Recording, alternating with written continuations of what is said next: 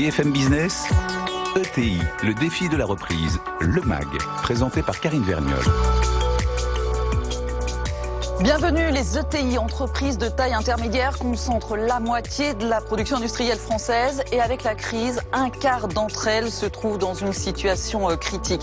Et pourtant, grâce à leur résistance, à leur résilience, elles sont au cœur de la relance. Plus agiles, souvent plus humaines, beaucoup d'entre elles ont pu surfer sur les impératifs liés à la crise, même si elles n'ont pas toujours les moyens de leur compétitivité. Vous entendrez dans un instant le témoignage de deux dirigeants. Jeanne Lemoine du groupe Lemoine, numéro 2 mondial des produits d'hygiène et de soins à base de coton. Et puis Simon Pinto de Bansart International. Avec lui, nous parlerons de logistique. Et puis le décryptage également de Christine Jaglin, directrice générale de la Banque Palatine, qui suit de près les ETI grâce à des baromètres réguliers. Et puis Frédéric Coirier, coprésident du METI, le mouvement des entreprises de taille intermédiaire, et lui-même dirigeant du Poujoula. Les ETI face à la reprise, c'est tout de suite. BFM Business. ETI, le défi de la reprise, le MAG. Et pour parler de ce défi de la reprise, nous sommes avec deux dirigeants d'entreprise et deux personnalités qui les connaissent bien, ces ETI. Autour de la table, je vous fais les présentations. Christine Jaglin, bonjour. Bonjour Karine. Vous êtes directrice générale de la Banque Palatine. Avec nous également Jeanne Lemoine, bonjour. Bonjour Karine. Cofondatrice et co-dirigeante du groupe Lemoine. On est en Normandie, on va y revenir dans un instant. Il y a également Frédéric Coirier, bonjour. Bonsoir Karine. Qu'on connaît bien sur BFM Business, co-président du METI, mouvement des entreprises de taille intermédiaire. Et Simon Pinto, bonjour. Bonjour Karine. Dirigeant de Bansart International. On ne connaît pas forcément votre nom, on a eu forcément besoin de vous à un moment donné quand on a commandé sur Internet chez quelques e-commerçants, puisque vous occupez de la logistique, du stockage et tout ceci. Vous nous expliquerez ça dans un instant. Christine Jaglin, je disais, les entreprises de taille intermédiaire sont au cœur de la relance. Et pourtant, comme toutes les autres, elles ne sont pas au mieux de leur forme. Selon votre baromètre mensuel de novembre, réalisé donc au moment du reconfinement, et surtout celui que vous avez réalisé sur ces 10 dernières années, la confiance des dirigeants d'ETI n'a jamais été aussi basse. La crise du Covid-19 a un impact assez inédit finalement. Bien, les dirigeants sont des gens comme vous et moi. Quand l'activité économique se porte bien, ils vont bien. Et quand il y a de la crise, leur morale en prend un coup. Moi, je suis plutôt optimiste parce que je trouve qu'avec le deuxième confinement, le moral des dirigeants a certes baissé, mais beaucoup moins. Et ils sont plus dans l'action pour essayer d'accompagner la reprise et d'anticiper le redémarrage de notre activité. Comment expliquez-vous peut-être cette plus grande résilience, ou en tout cas ce regain d'optimisme ? Bien, une ETI par nature, elle est résiliente. Pourquoi ? Parce qu'il faut généralement 2 décennies pour créer une vraie ETI. Parce qu'elles sont aussi plus souvent dans le secteur industriel, parce qu'elles sont aussi plus souvent internationalisées. Et tout ça fonctionne beaucoup mieux, même en période de crise Covid, que d'autres activités. Et puis parce que, fondamentalement, ce sont des dirigeants qui se projettent, qui investissent et qui anticipent l'avenir et qui sont dans la durée. Et ce que nous montre votre baromètre aussi sur ces 10 années, c'est qu'ils se font finalement plus confiance à eux-mêmes qu'à l'environnement économique. Bien, les ETI sont dirigés par des gens qui se prennent en main et qui organisent leur rebond, leur adaptation à tous les environnements. Et finalement, certes, l'appui des pouvoirs publics, les aides sont importantes, mais ils comptent surtout sur eux-mêmes et sur leurs équipes. Et on va voir, c'est exactement ce dont vont témoigner les deux dirigeants qui sont avec nous. Mais maintenant, si on regarde l'état de santé, parce que là, on a un état d'esprit, finalement, avec vous, des ETI, que vous avez mesuré avec Banque Palatine. Frédéric Coirier, c'est près de... Allez, c'est quoi? C'est 5400 ETI? 5500. 5500, on veut dire. Comment elles vont? Je disais en introduction, il y en a un quart qui sont vraiment en situation critique. C'est pas tant que ça. Oui, alors il y a 50% des ETI qui sont dans une situation intermédiaire. Ouais. La moyenne de la catégorie baisse d'activité anticipée, ce sera -10 cette année. D'accord. Alors c'est mieux que ce qu'on anticipait au mois d'avril-mai. Au cœur de la crise, il y a une bonne reprise, on va dire, au printemps. le reconfinement a créé quand même un état de stress supplémentaire, moins fort effectivement que le premier. Bien sûr, il y a 25% d'activités très impactées. Je pense notamment à l'aéronautique, aux réceptifs, tout ce qui tourne autour de l'échange en fait et du voyage. Là, on a des baisses d'activité à 80%, 90%. Donc c'est terrible. Enfin là, on a vraiment des cas très difficiles. Et puis il y a 25% d'ETI qui sont dans des bons secteurs industriels notamment, autour de l'agroalimentaire, de la santé, qui, elles, ont profité d'une certaine façon de la situation Covid. Donc, dans l'ensemble, c'est une baisse d'activité de 10%, mais avec des réalités très, très différentes, des plus impactées à celles qui, finalement, s'en sortent relativement bien. Alors, je ne sais pas si vous avez profité de la crise, Jeanne Lemoine, mais en tout cas, vous avez su vous adapter, et hyper rapidement. On va rappeler d'abord qui vous êtes, le groupe Lemoine, basé dans l'Orne, je le disais, numéro 2 mondial et leader en Europe des produits d'hygiène et de soins à base de coton. Pour être clair, ce sont des cotons-tiges et des disques à démaquiller au départ, sauf que vous faites 60% du chiffre d'affaires à l'export, vous avez près de 900 salariés, une dizaine de sites industriels, dont 3 en Normandie. Sauf qu'à un moment donné, eh bien, la crise, on va remonter un tout petit peu en arrière, a fait qu'aujourd'hui, vous conservez votre corps de métier et vous avez créé 2 nouvelles activités. En un mois, par exemple, vous avez créé une nouvelle chaîne pour fabriquer des écouvillons. Et ça, c'est parce que vous êtes une ETI. Racontez-nous. Comment vous avez je pense que tout à l'heure, Mme Jacquin le décrivait très bien. Nous sommes, les ETI, nous sommes avant tout des entreprises ayant une forte agilité et adaptabilité, avec des équipes qui savent répondre, présentes. Et en l'occurrence, dès que j'ai été alertée par un reportage le 25 mars de cette pénurie extrêmement pénalisante d'écouvillons de dépistage, je me suis dit, mais ça ressemble, après le mot ou le terme a été employé, à un long coton-tige. Et donc nous devrions pouvoir, puisque nous maîtrisons parfaitement la fabrication des tiges, la fabrication de la mèche et l'assemblage. Donc à ces 3 processus industriels, on les a adaptés pour fabriquer une tige plus longue, un embout plus petit et assembler aussi un seul embout et avec une possibilité de pouvoir couper l'écouvillon à la taille pour le mettre dans le tube de transport. Et donc ça, c'est possible en un mois parce que la décision, elle tombe directement. Oui, exactement. Parce que les équipes suivent. Parce que les équipes répondent tout de suite. J'ai pu joindre les gens le soir, le week-end. On a travaillé tous, mais vraiment avec une proximité extraordinaire. Vous avez recruté ? Comment ? Vous avez recruté pour cette nouvelle activité ? Après, mais pas au départ. Au départ, c'est vraiment l'équipe de base, des gens avec lesquels je travaille depuis 20-25 ans, qui ont tout de suite répondu présent, qui étaient fiers du reste de s'engager. Mais et combien ça coûte ? Parce que c'est un investissement. Exact. Alors comment on fait ? Comment on fait ? On appelle ça banque préférée ? Non. Non ? On ne réalise qu'après.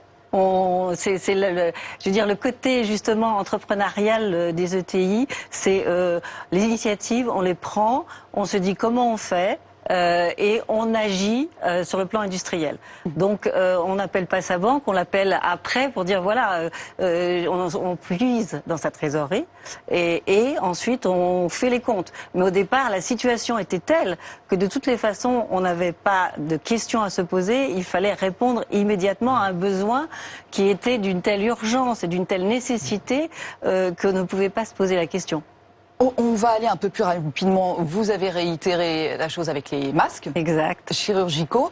Si on fait le bilan aujourd'hui, combien vous produisez de chacun des écouvillons et des masques et qu'est-ce que ça représente par rapport à votre activité principale ?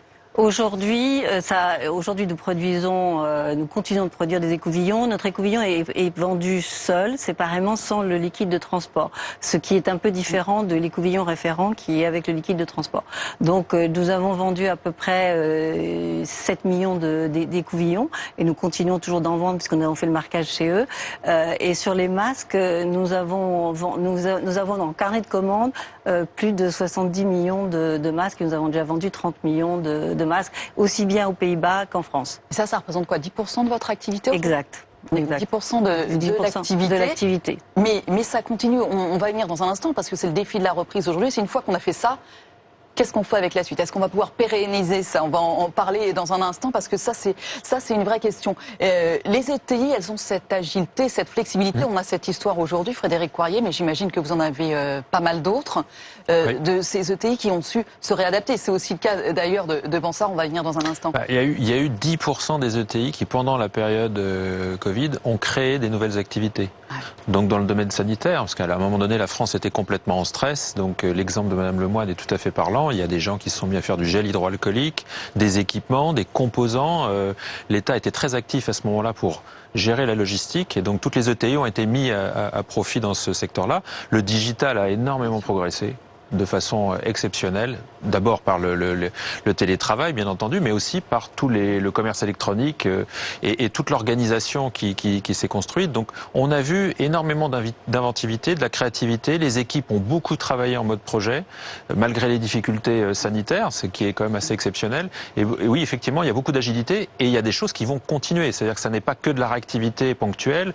Les modes d'organisation vont s'adapter, vont changer. Moi, je vois, par exemple, on travaille beaucoup dans la formation à distance. Ça s'est fait pendant cette période. Ça va se pérenniser. On l'a vu, toute l'efficacité du dispositif. Donc oui, beaucoup de réactivité et surtout beaucoup de modes de projet au sein des équipes. Donc ça a été très positif. C'est exactement, j'allais dire ce qui vous a sauvé. Vous n'aviez pas besoin d'être sauvé, mais en tout cas, ce qui a permis de vous adapter à une vitesse grand V, Simon Pinto, pour Bansard International, c'est que la digitalisation, mais quelle bonne idée vous avez eue, vous vous êtes dit, elle était partie en 2019. Non, mais alors c'était nécessaire d'organiser la digitalisation, mais surtout pour répondre à ce défi qui était, vous avez à peu près, nous on est implanté dans plus de 17 pays, 60 bureaux, et du jour au lendemain, tout s'arrête. Comment est-ce qu'on organise le transport des marchandises de nos clients? Et alors là, heureusement que la digitalisation nous a aidés et nous a permis de continuer, et là je voudrais remercier l'ensemble des collaborateurs, parce que comme ça a été évoqué, on n'est rien sans l'ensemble de nos collaborateurs. Nous avons 750 collaborateurs chez Bansard, plus de 250 collaborateurs chez Crosslog, qui est une activité de logistique e-commerce. Et on a pu répondre aux défis de nos clients, aussi bien de nos clients actuels et de nos nouveaux clients que nous avons pu conquérir pendant cette période. Oui, il fallait un défi, acheminer. Alors, le temps que l'entreprise Lemoine fabrique des masques, il fallait en importer. Oui. Donc on a organisé le transport de plus de 1 milliard de masques un petit peu partout dans le monde, en provenance de Chine principalement, et en France et d'autres pays aux États-Unis, puisqu'on est implanté dans d'autres pays. Et donc c'est ça, il a fallu aller sur de nouveaux marchés que vous connaissiez moins, avoir de nouveaux clients, des clients qui étaient en pleine expansion, des clients qui d'un seul coup étaient à l'arrêt. Et aussi nos clients traditionnels, c'est-à-dire que par exemple le secteur de la grande distribution, ils ont arrêté d'importer les produits traditionnels qu'ils avaient l'habitude d'importer, que ce soit de textile ou le bazar, pour se concentrer sur les produits sanitaires, qui soient masques, gants, blouses. Et là, on a été mis au défi pour pouvoir les accompagner. Et puis d'autres entreprises, on a eu des clients qui ont aussi profité de cette croissance, des entreprises qui étaient dans le secteur de la santé, notamment sur des tests antigéniques, un certain nombre d'entreprises qui ont réussi à se développer d'une façon considérable, où ils ont plus de tripler le chiffre d'affaires.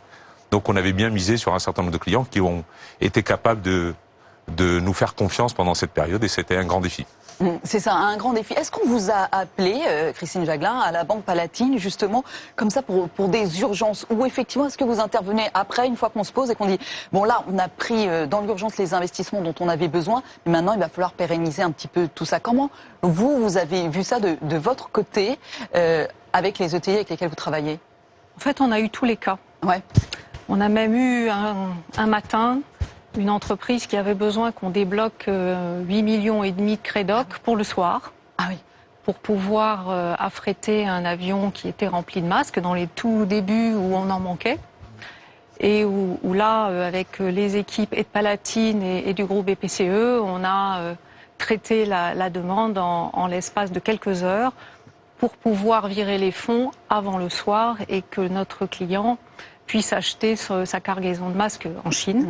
Parce qu'à l'époque, il fallait payer, j'allais dire, comptant. Et dès que l'avion quittait le tarmac, il fallait que les fonds soient arrivés. Pas les liasses de billets. Donc on a fait ça.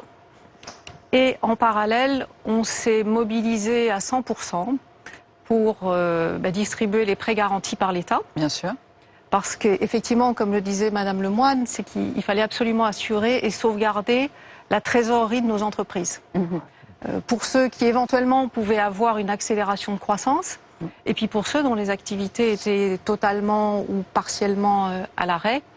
Et donc la Banque Palatine, mais toutes les banques françaises ont répondu présentes pour distribuer massivement les prêts garantis par l'État. Ce sont 600 000 entreprises qui en ont bénéficié. À fin octobre, j'ai vu les chiffres de la Fédération française de la banque, c'est 123 milliards d'euros que nous avons débloqués. Côté Palatine, c'est 1500 entreprises et 1,4 milliard de prêts garantis par l'État. Et je dois dire, parce que je voudrais rebondir sur ce que disaient Monsieur Bansard et Madame Lemoine, c'est que on a eu une formidable mobilisation de nos équipes. Et en tout cas dans les banques, et en tout cas chez Palatine, on a retrouvé notre raison d'être. Parce que vous êtes une ETI vous-même. Oui, 1350 personnes. Souvent je dis qu'on est une ETI de la banque. Mais ce qui a été vraiment formidable, c'est qu'on a retrouvé notre raison d'être de banquier. Notre raison d'être, c'est d'abord de financer l'économie, c'est de financer des entreprises, c'est de financer des activités. Et il y a eu un vrai souffle, alors même qu'on était tous en télétravail. Et c'est bien ça. Ceci dit, les PGE, finalement, Frédéric Coirier, quand je regarde vos chiffres, 60% seulement des ETI ont demandé un PGE, et encore toutes ne l'ont pas utilisé. Oui, mais il faut remettre ça dans le contexte du printemps. Au mois d'avril, qui savait où il allait atterrir?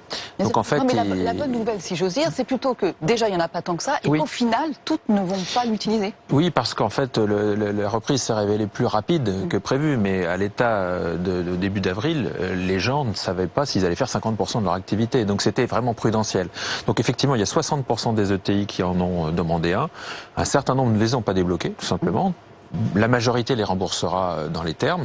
Il reste quand même les secteurs les plus impactés pour lesquels soit les PGE vont pouvoir être prorogés, soit il va falloir trouver des solutions en cours de discussion sur les prêts participatifs, parce qu'on va avoir des situations, moi je pense plutôt aux 25 très difficiles. Vous avez des belles boîtes qui sont rentrées dans la période confinement, je pense à l'aéronautique, tout le monde leur aurait prêté de l'argent avant. Maintenant, ils sont dans une situation totalement inversée où il va falloir plusieurs années pour retrouver de l'équilibre.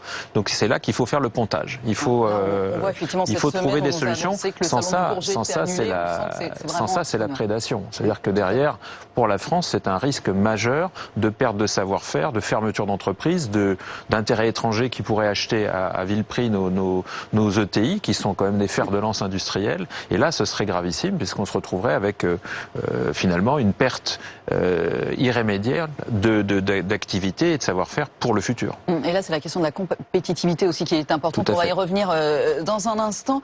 Jeanne Lemoine, sur le groupe Lemoine, on s'était arrêté, donc vous fabriquez les masques. Là, aujourd'hui, vous avez même créé, je crois, un syndicat de fabricants de masques français. Mais parce que la question aujourd'hui qui nous amène là, c'est la question de la compétitivité. Malgré tous vos efforts, à un moment donné, ils sont de toute façon plus chers, vos masques. Exact.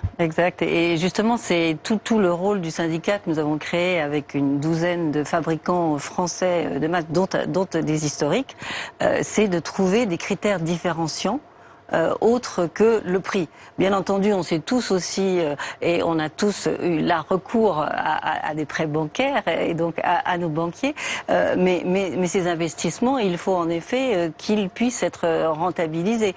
Donc on a un coût de travail en face. France. Vous avez des hôpitaux qui n'ont pas forcément d'argent. Exact. Et puis il y a aussi un marché public, c'est-à-dire il y a le consommateur, pas que le masque hospitalier. Donc ce syndicat, il a pour but de trouver des critères différenciants que, justement, autres que la compétitivité prix. Et de la pérennité, du coup. C'est rendre pérenne en France cette activité. C'est retrouver notre souveraineté en la matière. Exactement, comme on en parlait à l'instant pour l'aéronautique. Frédéric Coirier, est-ce que, finalement, cette idée de la compétitivité prix, il faut mettre une croix dessus ? Paradoxalement. Non, il y a qu'à voir nos amis allemands. Hein. Regardez comment ça va se passer. Le modèle allemand, vous, c'est... Non, mais moi je prends l'exemple du vaccin. Vous allez avoir Moderna qui va faire le vaccin. Son co-associé est allemand. Les fioles dans lesquelles on va mettre, c'est une ETI allemande. Les aiguilles, c'est une allemande. Les super frigos sont allemands. À un moment donné, c'est une question de souveraineté. Chez nous, alors, pour ces ETI d'abord, je pense pas que les savoir-faire manquent. Je pense pas que ce soit un problème d'infrastructure. Je pense pas que ce soit un problème d'éducation. C'est tout simplement de se mettre en compétitivité par rapport à l'Europe. La moyenne Comment on européenne. Il y a plusieurs sujets. Les charges, bon là-dessus on est un peu travaillé, tout n'est pas encore fait. Les impôts de production, première étape, mais on n'est qu'à un tiers du chemin. Moi je fais le pari qu'en remettant la France dans la moyenne européenne sur tous les sujets, coûts de travail, impôts de production et simplification, parce qu'il ne faut pas l'oublier, plus vous avez de complexité, plus vous avez de personnel pour gérer des choses qui ne rapportent rien. Quand on sera attaqué vraiment de fond à ces trois sujets et qu'on se remet à la moyenne européenne, je suis certain que la France pourra reprendre des parts de marché, se redévelopper et faire cette réindustrialisation que tout le monde appelle de ses voeux. Mais elle ne se décrète pas, elle se fera avec un terrain de jeu adapté pour nos entreprises. Simon Pinto, pour Bonsard International, justement, je voyais que vous aviez envie de réagir. Non, mais effectivement, moi, parmi nos clients, on a tous les secteurs d'activité. C'est effectivement l'aéronautique souffre en ce moment, mais on voit aussi un certain nombre d'entreprises qui continuent à se battre. Toutes les ETI continuent à se battre parce qu'elles y croient. Et c'est ça la vocation même d'une ETI, c'est de croire parce qu'on a condamné à réussir. Donc il faut absolument trouver des solutions. Et il y a des sociétés exportatrices. Et pour cela, il faudrait faciliter aussi l'export, les aider à l'exportation, et aussi, nous qui sommes dans les échanges internationaux et aussi bien au niveau de douane, par exemple sur les masques, nous avions eu des normes qui ont changé à peu près toutes les heures. Il y avait des nouvelles normes qui étaient organisées. Et là, donc, vous étiez là pour les aider. Voilà, nous voyons aussi de l'autre côté, lorsque nous accompagnons aussi des entreprises à l'export, nous avons aussi des distorsions de concurrence, notamment sur les marchés internationaux et sur les normes pour importer qui sont complètement différentes par rapport à l'exportation, par rapport à l'importation. Il faudrait aussi harmoniser par rapport à ça. Ouais, et pour moi, c'est quelque chose d'important. Mais je crois qu'un certain nombre d'entreprises, on les a vues parmi les secteurs d'activité, tout ce qui est détail, retail, ça a eu des difficultés, mais nous sommes tous les tissus industriels, toutes les entreprises exportatrices, puisque la croissance repart partout dans le monde. Et je peux vous le dire, puisque nous sommes en amont. Vous avez vu sur les flux. Donc nous sommes en amont. Par exemple, au niveau du transport, et là c'est un enjeu aussi, puisque nous avons des coûts de fret, aussi bien aériens que maritimes, qui ont plus que triplé. Donc qui donnent aussi des opportunités pour un certain nombre d'entreprises pour relocaliser par rapport à des coûts qui sont un élément intégrant dans le prix de revient. Donc effectivement, il y a toutes ces questions-là. Et je reviens quand même sur la digitalisation, parce que vous le disiez, ça c'était primordial, et il faut encore accélérer, même chez vous. Partout, sur toutes les entreprises, nous avons encore à nous battre sur la digitalisation, sur le processus de cotation, sur le processus de facturation. Nous avons encore à améliorer, à intégrer, et nous sommes obligés d'utiliser malheureusement encore des outils étrangers pour la digitalisation. Il faudrait aussi faciliter, parce qu'on nous manque de ressources lorsqu'on veut recruter des informaticiens. C'est un manque aujourd'hui partout en France. Oui, c'est ça, le recrutement est compliqué aussi. Paradoxalement, malgré cette situation de Covid, il est toujours difficile de continuer à recruter. Encore aujourd'hui, nous avons des difficultés à recruter. Oui. Tout à fait. Il y a beaucoup de métiers tendus. Et dans tous les domaines de l'entreprise. C'est pour ça que vous aimez les ETI, parce qu'elles ont une vision à long terme aussi, et parce que elles sont toujours même malgré toutes les difficultés, on sent qu'elles voient loin et qu'elles cherchent à... Bon, les autres entreprises aussi, j'imagine, mais elles cherchent à passer outre. Elles sont innovantes, et puis elles s'adaptent à l'écoute de leur marché, à ce qu'attendent leurs clients. Et elles réagissent très très vite. Mais je voudrais aussi rebondir sur la digitalisation, parce que c'est un enjeu absolument majeur. La crise du Covid a permis de simplifier quand même beaucoup de choses d'un point de vue des normes, parce qu'il y avait beaucoup de choses qu'on ne pouvait pas faire. Je vous donne un simple exemple. Le prêt garanti par l'État, on a enfin pu le digitaliser complètement dans les banques, avec de la signature électronique, sans envoyer de papier ou autre. C'est un apport formidable. Et ça, on ne pourra pas revenir en arrière. Bien sûr. Et je pense que c'est un sujet pour les pouvoirs publics, pour les entreprises. Il faut qu'on aille beaucoup plus loin sur ce volet digital. Parce que je pense que c'est aussi un enjeu de compétitivité pour les entreprises françaises. C'est ce que vous mettiez dedans aussi, Frédéric Coirez, c'est toute cette simplification administrative. À un moment donné, on est là-dedans. Il nous reste 2 minutes. Messieurs, dames, il y a un point dont on n'a pas parlé et qui vous concerne notamment tous, mais tous les deux en particulier. C'est aussi cet ancrage territorial, parce que si vous réussissez à faire ce que vous avez fait, Madame Lemoine, c'est aussi grâce à l'écosystème normand. Exact. Exactement. Et c'est ce que vous développez, Frédéric Coirez, en développant finalement des entités régionales. Oui, via les clubs régionaux où en fait les entreprises qui se rencontraient pas vraiment dans les différentes autres organisations se retrouvent et font du benchmark, travaillent sur des thématiques, du digital, du RH, de l'international. l'innovation, Et en fait, on s'apporte les uns les autres les bonnes expériences. On gagne du temps, en fait. On chasse en meute. C'est un peu à l'allemande, j'y reviens encore. Mais en tout cas, on travaille de concert et on partage les bonnes pratiques. Et là, on progresse énormément grâce à ça. Et puis, dans l'état de stress qu'on a connu au printemps, ça a permis à ceux qui allaient le moins bien d'être soutenus par les autres. Enfin, il y a eu beaucoup d'entraide. Moi, j'ai vu des WhatsApp qui se sont montés, des groupes de travail, etc. Ils ont énormément travaillé et en fait, finalement, ça a un rôle d'émulation. Et puis, ça tire tout le monde vers le haut, y compris les PME de croissance, parce que l'idée, c'est quand même d'emmener des boîtes plus petites vers le développement. Et c'est ça, l'idée, c'est aussi de faire monter les autres. Je crois, justement, si je ne dis pas de bêtises, que l'entreprise qui stérilise... Oui, exactement, et Normand. Exactement, ça c'est un choix aussi de circuit court. Ouais. Donc de créer de l'emploi aussi dans le territoire. Donc on s'est rapproché de personnes, de sociétés telles que Stériservice ou telles qu'une autre à Caen pour trouver la stérilisation, les processus de stérilisation et qui pouvaient être qualifiés, homologués par l'ANSM. Donc ça aussi c'est très important, le territoire, l'ancrage territorial et cette force que donne le territoire. Bon, alors vous savez, on va faire un petit exercice. Il nous reste 1 minute chacun. On va juste continuer et finir sur des notes positives. Je vais vous demander comment vous voyez 2021 aux uns et aux autres. Madame Jacquelin, qu'est-ce qui fait que ça va marcher? Je crois dans la capacité de nos entreprises et notre pays à redresser la situation. Parfait. Monsieur Pinto? Les perspectives de réussite du vaccin vont permettre une reprise mondiale d'une façon considérable. Donc il faut être confiant et on aura une croissance à 2 chiffres pour l'ensemble de nos entreprises. Ah, carrément, Madame Lemoine. Je crois beaucoup à l'innovation et notamment en transition écologique. On n'en a pas parlé tout à l'heure, mais je crois que la transition écologique est fondamentale aujourd'hui et la crise Covid l'a bien démontré. Donc je crois à cette force des investissements et à cette force de la transition écologique, cette mutation que nous devons faire. Et je pense que là, l'année prochaine, nous allons encore beaucoup investir dans ce domaine-là. C'est essentiel. Eh oui, parce qu'elle transpire de partout, cette transition écologique. Frédéric Poirier. Nos ETI ont fait preuve de résilience, elles ont aussi de grandes capacités de rebond. Ce qu'il faut, c'est qu'on travaille tous ensemble, encore une fois, à faire de l'écosystème français. Et puis continuer à faire un peu de lobbying. Voilà, mais surtout créer les conditions favorables à la reprise. Merci infiniment à tous les 4. Christine Jacquelin, directrice générale de la Banque Palatine. Merci d'avoir été avec nous. Jeanne Lemoine, cofondatrice, co-dirigeante du groupe Lemoine. Merci. Simon Pinto, dirigeant de Bansard International. Et Frédéric Poirier, coprésident du METI. Merci à tous les 4 d'avoir relevé encore une fois ce défi ETI.